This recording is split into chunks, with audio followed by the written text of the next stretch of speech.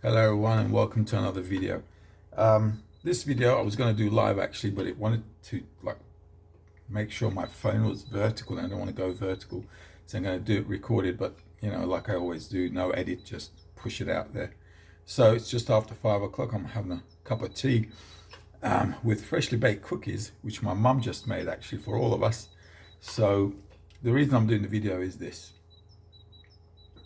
Although we're always talking about trading, financial markets, how to, get into the market, when to get in, when to get out, all that kind of stuff, we also need to, I think anyway, in my opinion, we need to take a look at life in a holistic way, right? Because life isn't just about making money. And if you haven't watched my video, Trading for a Living or Trade for a Living, I'll put the link attached to this video. Might be a good idea to do so.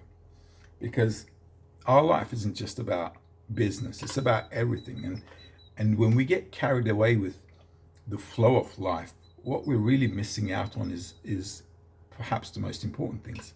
And then we let our careers or our jobs become the main thing instead of what it should be, which in my opinion is that it should be the thing that's allowing me to do the things I want to do. So then if your work and if your job starts to become the purpose of your life, then you might find yourself, going down the line where life goes by quickly and then feeling like, well, where's all my life gone to and what have I really done with it? So I decided to do also a set of videos on spirituality. According to what your understanding of spirituality is, that's fine. I always like to go with the laws of nature, and I wanted to do a video on why we can't really be happy in our current nature. And I think it's something we need to get our heads around, because we can also approach anything we do in life from a different perspective, a better perspective, because understanding the laws of nature will allow us to understand ourselves. And if we begin to understand ourselves and how our nature works, then we might be thinking to myself, well, wait a minute, am I really chasing what I want to chase? Am I really chasing something that's worthwhile? And one of the biggest downfalls is that we don't understand ourselves. And that really kind of sabotages our happiness.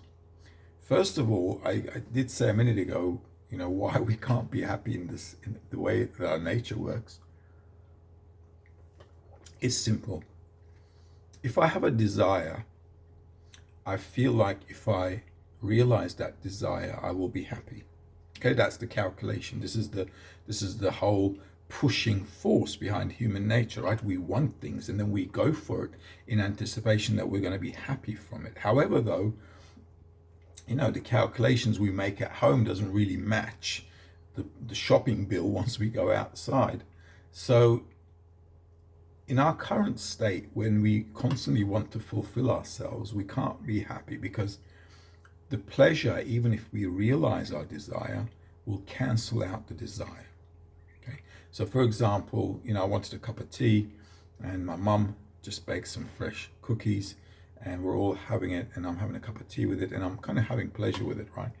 But once I get what I want in life, then the pleasure cancels the desire and automatically I'm left with feeling empty again. So our whole life is this vicious circle. Call it a rat race, call it a dog chasing its tail, it doesn't really matter. As long as we're running after our desires and wanting to fulfill them directly, we're never going to have a sustainable happiness. It's just not possible, because the pleasure cancels the desire. So now I'm left with -2. Why? Because I've wasted time and money chasing something. And second of all, when I got what I wanted, I've lost the pleasure. So now I've got to chase something else. Now, this is a really important concept to understand, where pleasure cancels the desire. And this is the whole idea. People get depressed. Sometimes people have everything in life and then they get depressed. And then you wonder, why would you get depressed? Because you got everything you want in life. But if you have everything in life, that's also it's also like you've got nothing in life, because you have everything. And to feel pleasure, you need to have a big desire so you can have a big fulfillment. But even that is not going to solve the problem, because once you get the things you want, the desire and the pleasure, they cancel each other out. It's like a short circuit all the time. So by directly wanting to fulfill ourselves is not going to work out for us. And this is a law of nature. And the more we run around trying to get the things we want in life and trying to make that the purpose of life, we're going to end up very much disappointed.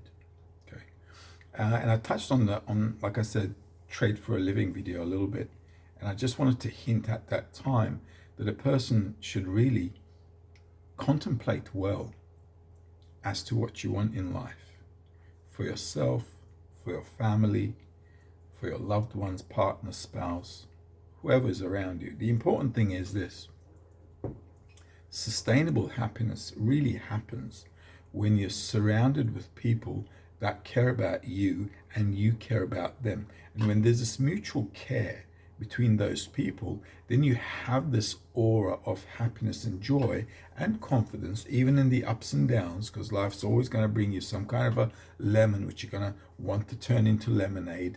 And the people around you will be the ones who support you in getting there. So running after the things I want in corporeality, you should already by now discover that it's not going to give you a great level of fulfillment. At the end of the day, as humans, we don't have a lot of desires. Food, family, and sex are the basic desires that we have in life. Those things you can't get rid of because it's necessary for the continuation of the species. But beyond that, money, recognition, and honor, and knowledge are social desires. And all of us have a little bit of everything from those desires inside of us. But the important thing is this: no matter what my desire is, if I understand the law that when I get fulfillment in the desire that I have, if I understand that the fulfillment and the desire are going to cancel each other out, I'm going to be left with zilch again, I'm going to find myself running after something else again, then that should lead me to think, what should I be running after? All right, it's a thought, because you want to now go for things that are going to have some kind of worthwhileness if you're going to chase it. Okay, so deciding on what to go for in life is important, and this is why I mentioned in my previous videos as well, on a lot of motivation videos, spiritual videos, everybody talks about your passion. You got to have a passion. You got to have a passion and passion and passion. I don't have a passion. I never actually in my life, I never felt like I had a passion. I was looking at life, very straightforward, logical kind of guy.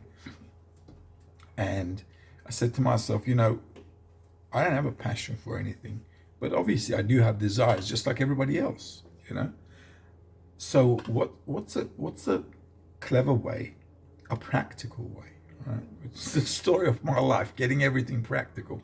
Was a practical way that I can approach life, where on the one hand, you can do the things you want to do, and on the other hand, use your job or your career or whatever your talent is that you're working to sustain life, to support what I want to do. Because in life, the majority, the 99% of the population, they don't do the things they have a passion for.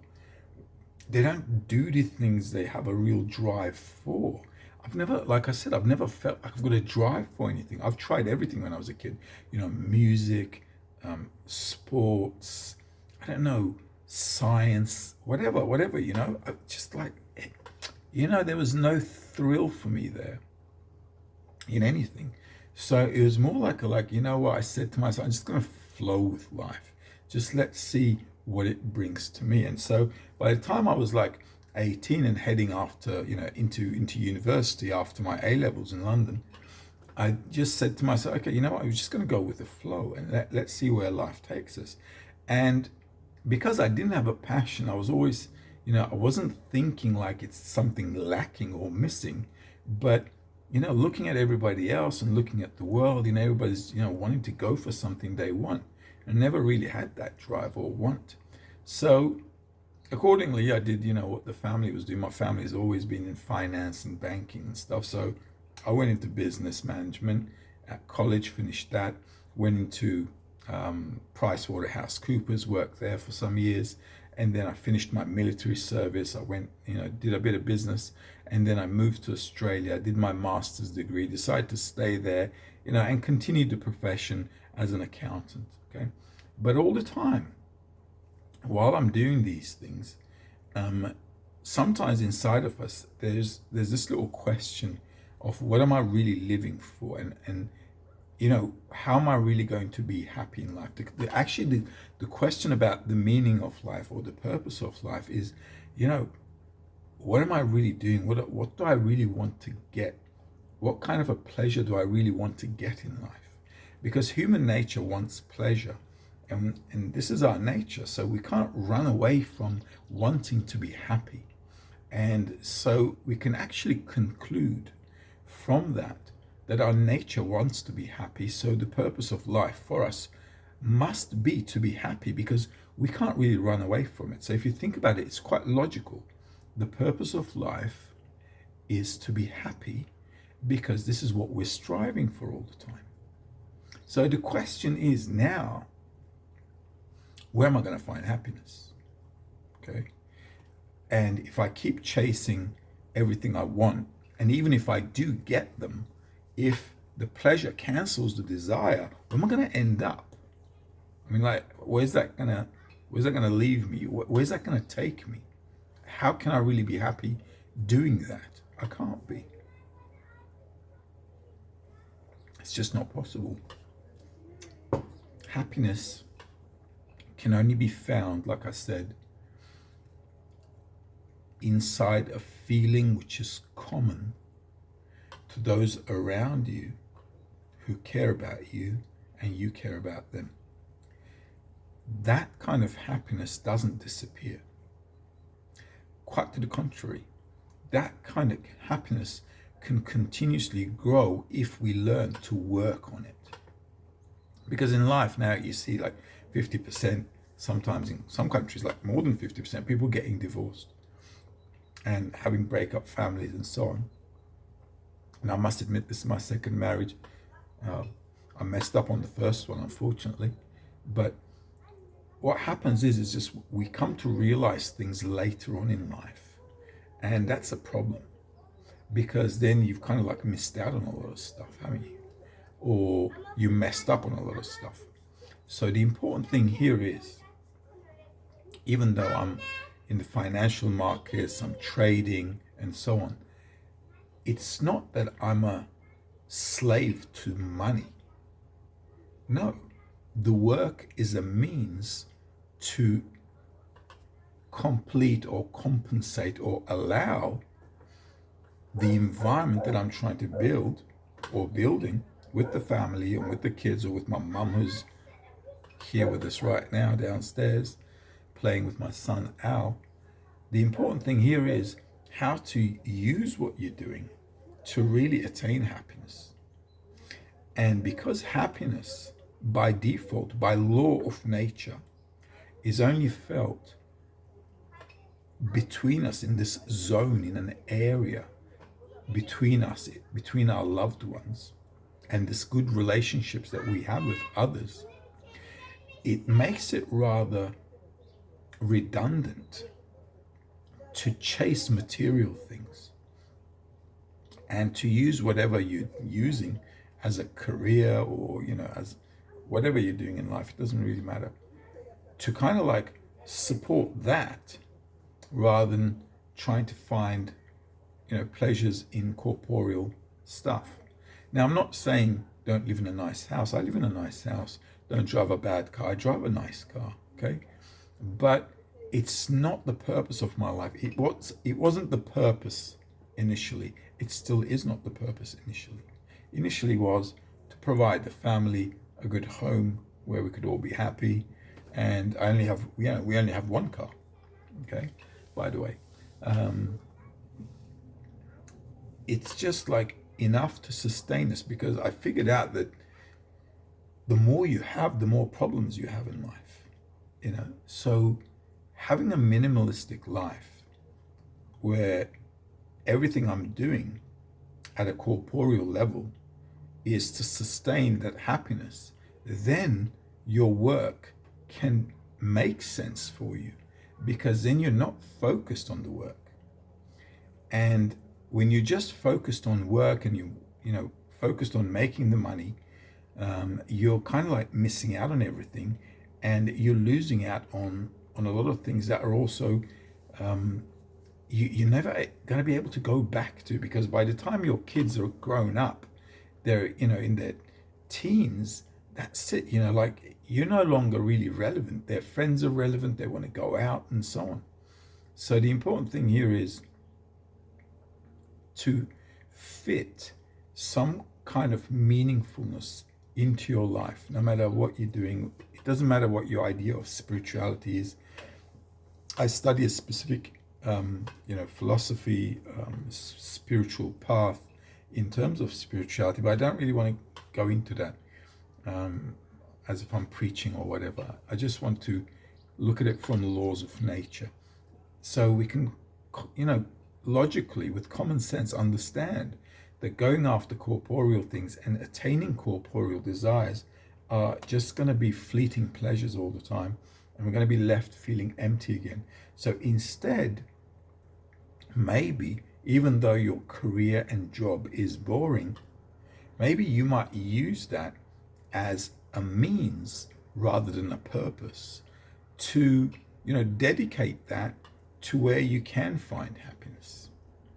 And like I said, it's only going to be, you can do your own research on this, that happiness can only be amongst people, between people that care for each other mutually, that trust each other, love each other, and sustain each other.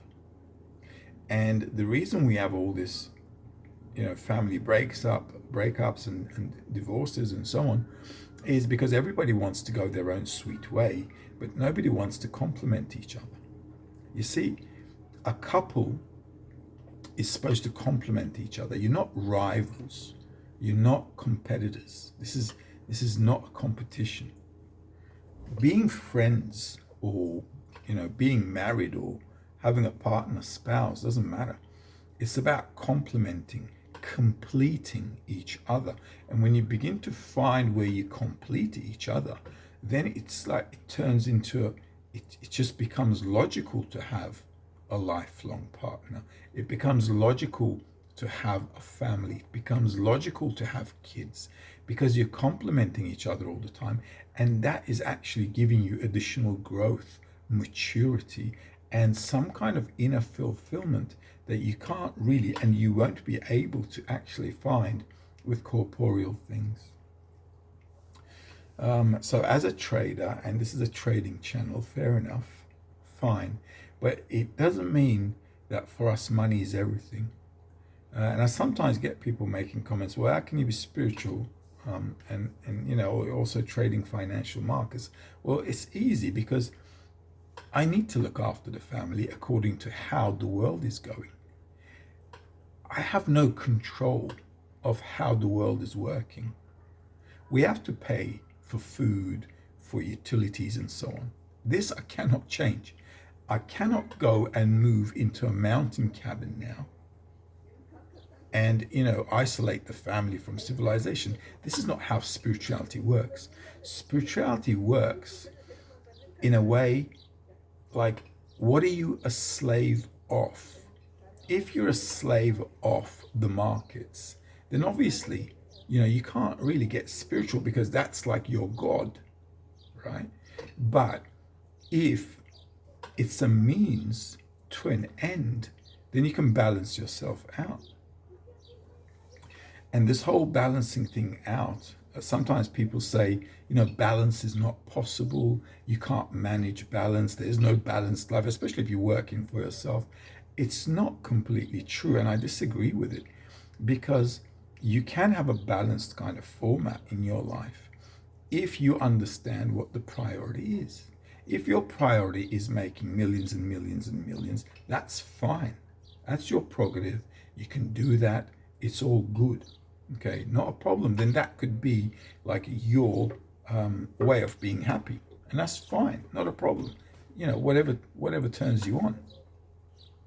But at the end of the day, there's going to be a part of us. There is a part of, a part of us inside as well that's looking for something that is, like beyond the corporeal.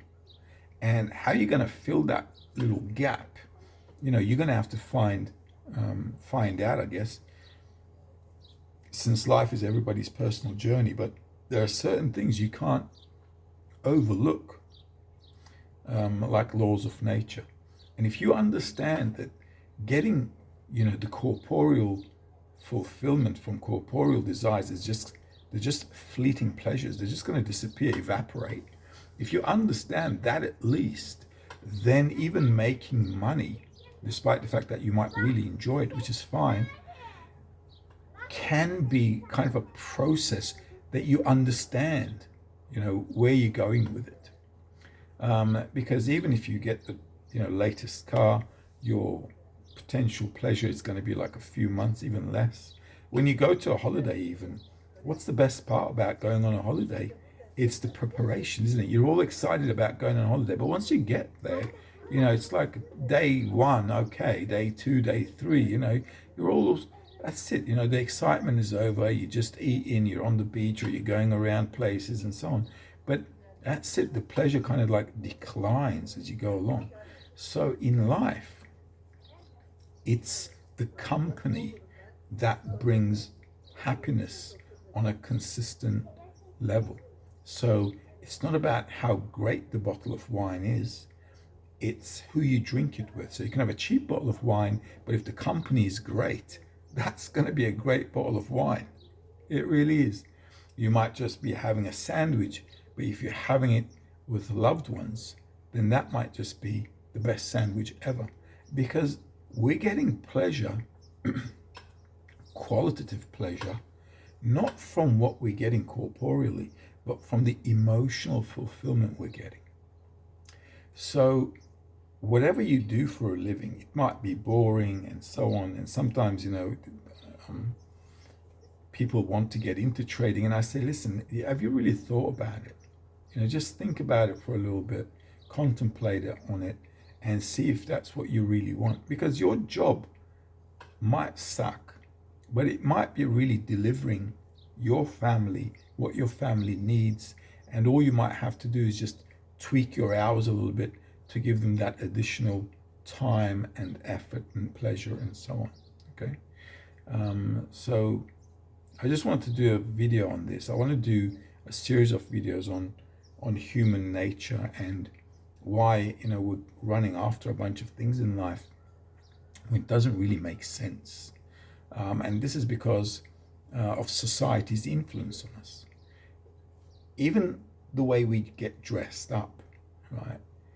It's not because I want to dress up that way. It's because there's this, my environment is kind of like letting me, making me dress in a certain way, When I go to the office, well, I don't. But if I was to go to an office, I'd have a dress code, right? Not because I want to, because I'd rather go in my tracksuit bottoms and work comfortably, right? But I don't, because I can't. And the same thing with anything in society, because we're a product of society, we're the outcome, a result of society. And if you think about it, we're just completely dominated and controlled by society.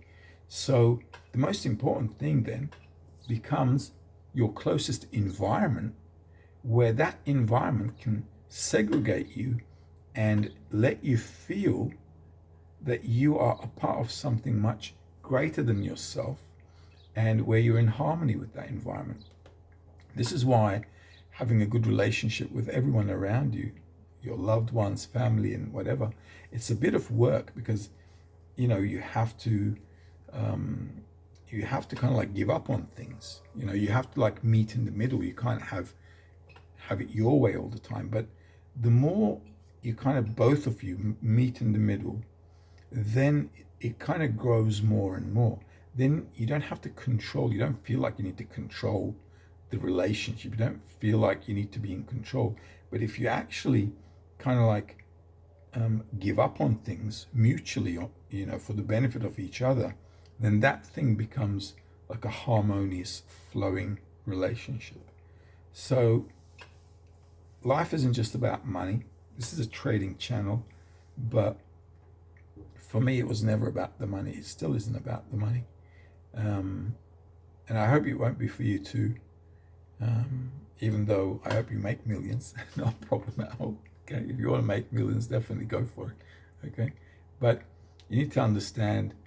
We need to all understand a few things in life, and we need to be selective on our choices, and we need to really think about what we're going after, because once you go after something, you have to commit to it. Otherwise, you're going to be jumping from one branch to another like a bird. It's not going to pan out well.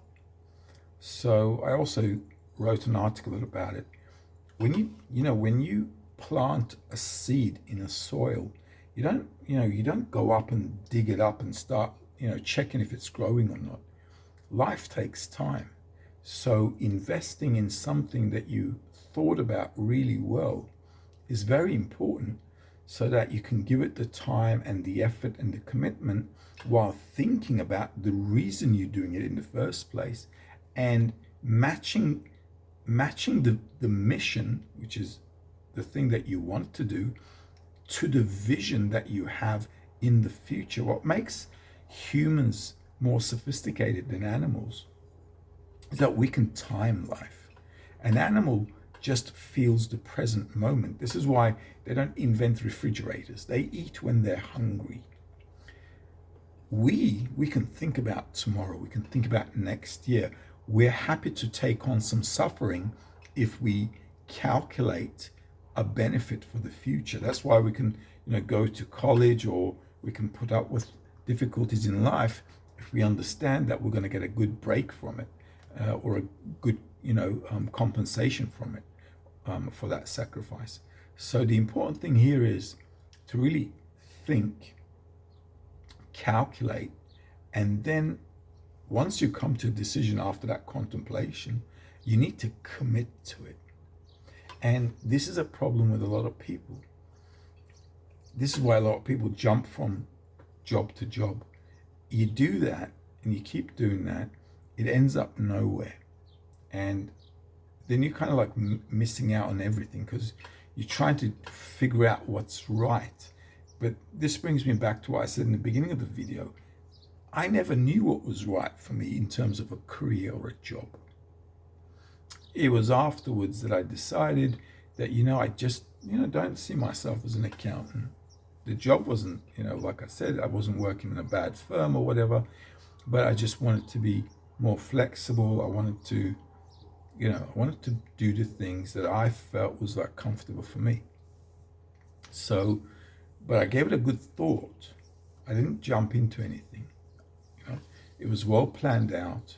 I had a good structure, and I could see that I could do this, and I was committed to it. And that was in 2004 when I started. In fact, a little bit earlier, but then I set up my company in 2005 as well, just trading. I wasn't coaching then at all. If you check out my videos as well, I only started doing, stuff like in 2020 after the COVID or whatever. So the important thing here is to have a timeline for yourself, to really think about your life, what you want for your life, how you want to see it through. And then plan it out and take it one step at a time, and understand that this is a process. And once you plant the seed into the good fertile soil, you need to look after it, and you just need to give it some time to grow, and that takes work. So so I'd like to end the video with that, having said that. And I want to do a bit more things that are more relevant to the human side of us rather than just the market side of us. And I don't hate the financial markets. I'm not passionate about it, but I don't hate it either. I'm also finding it very interesting to come up with things that nobody else has in the world of trading, like timing the hours of when the market is going to turn or break out. So, thinking about it was like, just a thought about it was like intriguing, because everybody was saying it's not possible, but here we are, figuring out that calculating swing days and swing hours is possible. Same with the PST indicator, how I came out with it as well. It wasn't because I was passionate about the job, but it was because I felt like I could add things to what I'm doing that will kind of add to the kind of life I want, and to my job as well, because I don't want to disregard my profession, even though I'm not passionate about it. I don't have to be passionate about it. I have to be passionate about the things that really matter in life, and that is like the essence of life, which is to be happy. Well, I hope that's some food for thought for all of us, including myself, and hopefully we'll see how we go. All right, Monday, back to business and the markets. Until then, though, have a good one.